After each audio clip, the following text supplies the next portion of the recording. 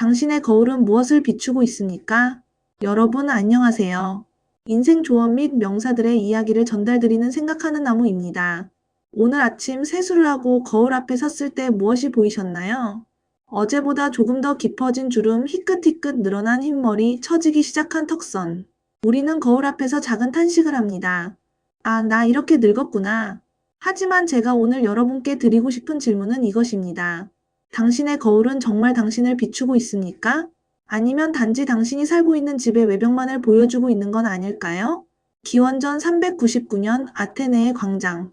70세의 소크라테스는 사형 선고를 받았습니다.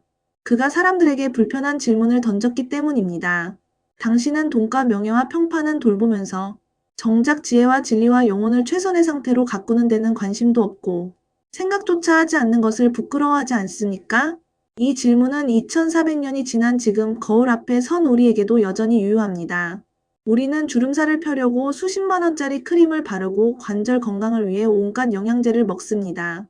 헬스장 회원권을 끊고 등산을 다니며 만보기를 차고 걸음수를 셉니다. 이 모든 노력이 나쁜 것은 아닙니다. 육체는 우리 영혼이 머무는 집이니까요. 하지만 소크라테스가 우리에게 묻습니다. 그 집안에 사는 주인공은 잘 지내고 있습니까? 낡은 한옥을 생각해 보십시오. 기둥은 세월에 갈라지고 기와는 이끼가 끼었습니다. 하지만 그 안에서 피어나는 매화 향기, 마루에 앉아 차를 마시는 노인의 평온한 미소. 이것이 진짜 아름다움 아닙니까? 육체라는 집은 시간이 지나면 반드시 낡습니다. 이것은 자연의 섭리입니다. 하지만 그 안에 사는 영혼은 오히려 세월이 지날수록 더 깊어지고 더 향기로워질 수 있습니다. 오래된 와인처럼, 빈티지 가구처럼, 손때 묻은 책처럼. 오늘 저는 여러분께 한 가지 명제를 제안하고자 합니다.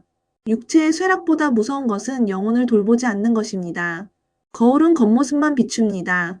하지만 철학은 우리 내면의 참모습을 비추는 또 다른 거울입니다. 자, 이제 함께 그 거울 앞에 서보시겠습니까? 첫 번째 이야기. 근육보다 중요한 마음의 근력, 아랫대. 요즘 동네 헬스장에 가보면 70대 어르신들을 많이 만날 수 있습니다. 러닝머신 위에서 땀을 흘리고 아령을 들어 올리며 근력을 키웁니다. 정말 훌륭한 일입니다. 하지만 제가 묻고 싶습니다. 당신의 마음의 근력은 어떻습니까? 불안을 견디는 근력, 외로움을 감당하는 근력, 상실을 받아들이는 근력. 이런 근육은 어디서 키우고 계십니까? 고대 그리스인들은 이것을 아레테라고 불렀습니다. 원래 의미는 탁월함입니다. 칼의 아레테는 날카로움이고 말의 아레테는 빠르게 달리는 것입니다. 그렇다면 인간의 아레테는 무엇일까요? 소크라테스는 단호하게 말합니다. 인간의 아레테는 영혼의 탁월함이다. 기원전 5세기 아테네. 소크라테스는 매일 광장에 나가 사람들을 붙잡고 물었습니다. 당신은 얼마나 많은 재산을 가지고 있습니까? 그런데 당신의 영혼은 얼마나 건강합니까? 당신은 정의로운 사람입니까? 용기 있는 사람입니까? 사람들은 당황했습니다. 평생 재산 목록은 세어봤어도 자신의 영혼 상태를 점검해 본 적은 없었으니까요. 마치 오늘날 우리가 건강검진에서 콜레스테롤 수치는 체크해도 불안지수나 평온도를 측정하지 않는 것처럼요. 한 부유한 상인이 소크라테스에게 물었습니다. 선생님, 저는 큰 집도 있고 돈도 많습니다. 이것으로 충분하지 않습니까? 소크라테스가 대답했습니다. 당신이 병들어 누웠을 때 큰 집이 당신을 위로해 줍니까? 죽음이 다가올 때 당신의 재산이 두려움을 몰아내 줍니까? 자식들이 떠나고 혼자가 되었을 때 당신 안에 무엇이 남습니까? 이것이 영혼의 근력입니다. 외부 상황이 무너져도 흔들리지 않는 내면의 힘. 70대 한 구독자분이 제게 편지를 보내셨습니다. 저는 평생 건강하게 살려고 노력했습니다. 담배도 안 피우고 술도 안 마셨습니다. 매일 운동하고 채소만 먹었습니다. 그런데 최근 암 진단을 받았습니다. 이제 뭘 믿고 살아야 할까요? 제 대답은 이것이었습니다. 이제는 육체가 아닌 영혼을 믿을 시간입니다. 육체 건강은 우리가 통제할 수 없는 영역입니다. 아무리 잘 관리해도 병은 올 수 있습니다. 하지만 영혼의 건강은 다릅니다. 이것은 오직 우리 자신만이 가꿀 수 있고 누구도 빼앗아갈 수 없습니다. 헬스장에서 벤치프레스로 50kg를 들어 올리는 것도 좋습니다. 하지만 삶의 무게 50kg를 견뎌내는 마음의 근력은 더욱 중요합니다. 소크라테스는 말했습니다. 검토되지 않은 삶은 살 가치가 없다. 매일 거울을 보며 주름을 세는 것만큼, 아니 그보다 더 자주 우리는 스스로에게 물어야 합니다. 나는 오늘 어떤 사람이었는가? 나는 조금 더 지혜로워졌는가? 나는 조금 더 평온해졌는가? 이것이 진정한 근력 운동입니다. 두 번째 이야기. 왜 영혼을 돌보는 것이 최고의 노후 준비인가? 은퇴를 앞둔 60대 분들과 상담을 하다 보면 가장 많이 듣는 질문이 있습니다. 노후 자금이 얼마나 있어야 안심하고 살 수 있을까요? 3억, 5억, 10억 숫자는 계속 올라갑니다. 하지만 재미있는 사실은 아무리 큰 숫자를 말해도 불안은 사라지지 않는다는 것입니다. 로마의 철학자 세네카는 이렇게 말했습니다. 가난은 적게 가진 것이 아니라 더 많은 것을 원하는 것이다. 진짜 질문은 이것입니다.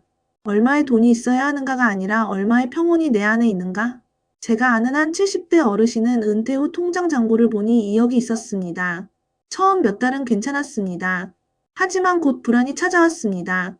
이 돈으로 30년을 살아야 하는데 가능할까? 그는 매일 아침 통장을 확인했습니다. 외식은 사치가 되었고 취미생활은 낭비가 되었습니다.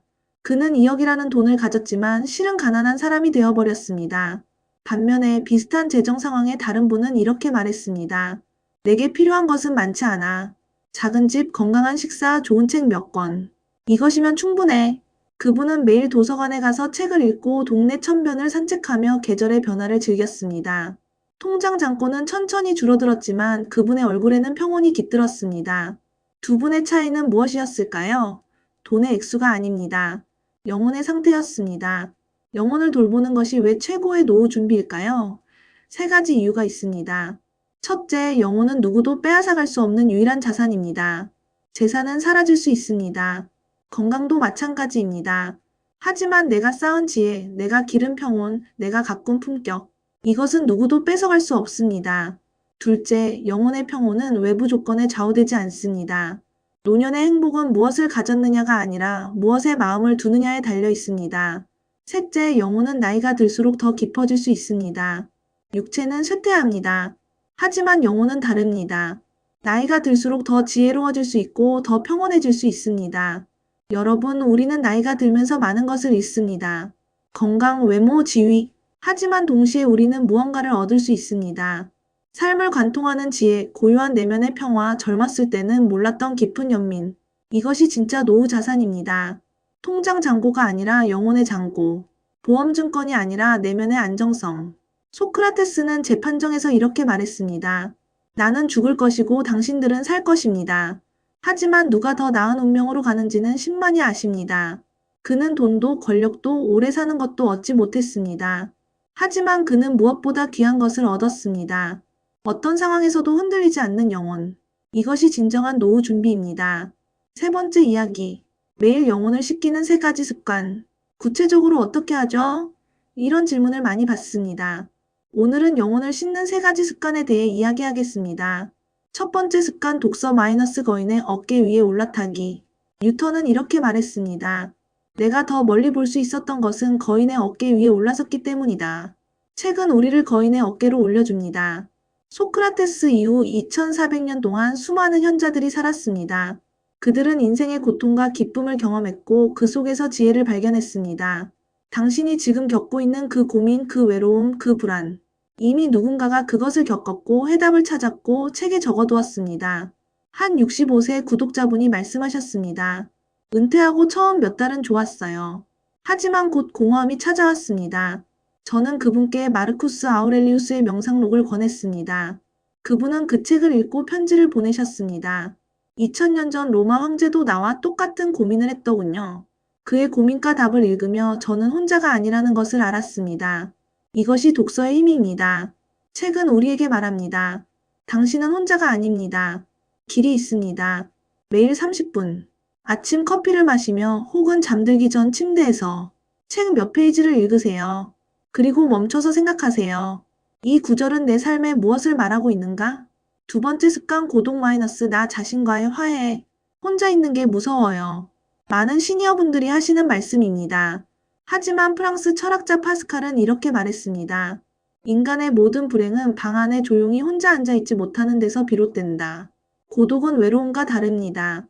외로움은 타인의 부재를 느끼는 것이고 고독은 자신의 존재를 느끼는 것입니다. 소크라테스는 종종 혼자 서서 몇 시간씩 생각에 잠기곤 했습니다. 사람들이 물었습니다. 무엇을 하고 계십니까? 그는 대답했습니다. 나 자신과 대화하고 있습니다. 매일 20분 아무것도 하지 마세요. TV도 끄고 책도 내려놓고 스마트폰도 멀리 하세요. 그냥 앉아서 혹은 천천히 걸으면서 자신에게 물어보세요.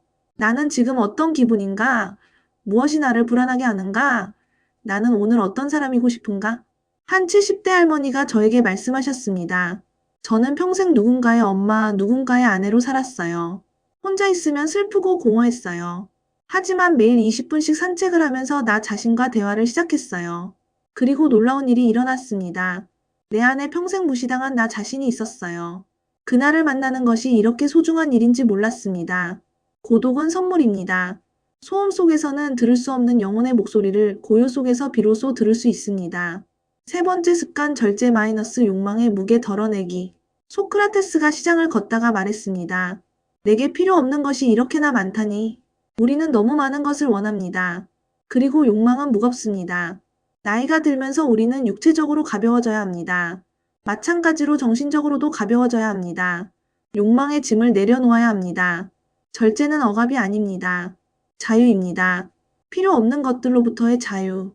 한 구독자분이 옷장을 정리하면서 1년 동안 입지 않은 옷은 모두 기부했습니다. 6개월이 지나자 놀라운 일이 일어났습니다. 아침에 옷을 고르는 게 이렇게 편할 수가 없어요. 선택지가 적으니 고민이 없어요. 이것을 삶 전체로 확장해 보세요. 필요 없는 모임, 필요 없는 소유, 필요 없는 걱정. 하나씩 내려놓으세요. 에픽테토스는 이렇게 말했습니다. 부자가 되려면 많이 가진 사람이 아니라 적게 필요로 하는 사람이 되어라. 노년의 지혜는 더하기가 아니라 빼기입니다. 무엇을 더 얻을 것인가가 아니라 무엇을 놓아줄 것인가. 독서, 고독, 절제.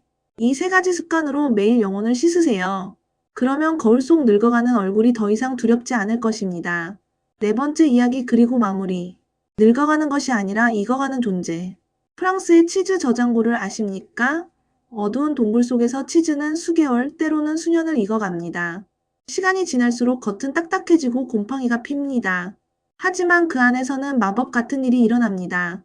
풍미가 깊어지고 향이 복합적으로 변하고 가치가 올라갑니다. 사람도 마찬가지입니다. 우리는 늙어가는 것이 아닙니다. 익어가는 것입니다. 20대의 포도주를 생각해 보십시오. 신선하고 발랄합니다. 하지만 깊이가 없습니다. 50년 된 포도주는 어떻습니까? 그 한 모금에는 반세기의 이야기가 담겨 있습니다. 우리 문화는 젊음을 숭배합니다. 주름을 지우고 머리를 염색합니다. 마치 늙는 것이 패배인 것처럼. 하지만 소크라테스는 정반대로 말합니다. 젊음은 미완성이고 노년은 완성이다. 한 80세 시인이 이런 시를 썼습니다. 젊었을 때 나는 아름다웠다. 지금 나는 아름답다는 것이 무엇인지 안다. 이 차이를 느끼십니까?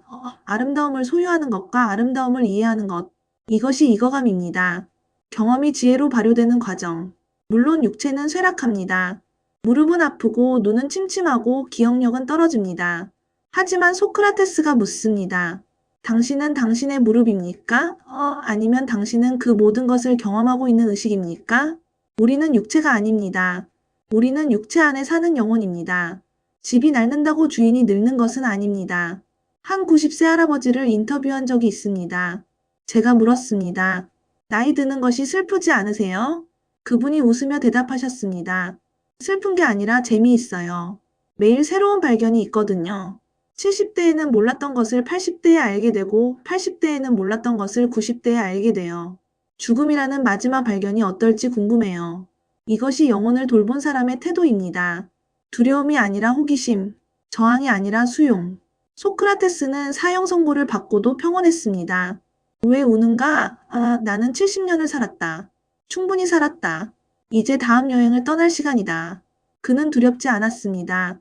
왜냐하면 그의 영혼은 준비되어 있었으니까요. 죽음은 그에게 끝이 아니라 완성이었습니다. 벚꽃을 생각해 보십시오. 가장 아름다운 순간은 지는 순간입니다. 꽃잎이 바람에 흩날리며 떨어질 때 그 덧없음 속에서 우리는 진짜 아름다움을 봅니다. 인생도 그렇습니다. 완벽하게 마무리되는 삶, 아쉬움 없이 놓아줄 수 있는 삶, 이것이 진짜 성공입니다. 여러분, 이제 다시 거울 앞에 써보십시오. 무엇이 보입니까? 주름진 얼굴이 보입니다. 하지만 이제 그것은 실패의 표시가 아닙니다. 삶을 살아낸 증거입니다. 각각의 주름은 이야기를 담고 있습니다. 흰머리가 보입니다. 하지만 이제 그것은 노쇠의 신호가 아닙니다. 지혜의 왕관입니다. 약해진 몸이 보입니다. 하지만 이제 그것은 비극이 아닙니다. 중요한 것은 그 몸 안에 사는 영혼이 얼마나 건강한가입니다. 오늘 밤 잠들기 전에 자신에게 물어보십시오. 나는 오늘 내 영혼을 돌보았는가? 나는 조금 더 지혜로워졌는가? 나는 조금 더 평온해졌는가? 만약 답이 예라면 오늘은 성공한 날입니다. 통장 잔고가 얼마가 되었든, 혈압이 얼마나 나왔든, 무릎이 얼마나 아프든, 만약 답이 아니오라면 내일은 새로운 기회입니다. 영혼을 돌보는데 늦은 때란 없습니다.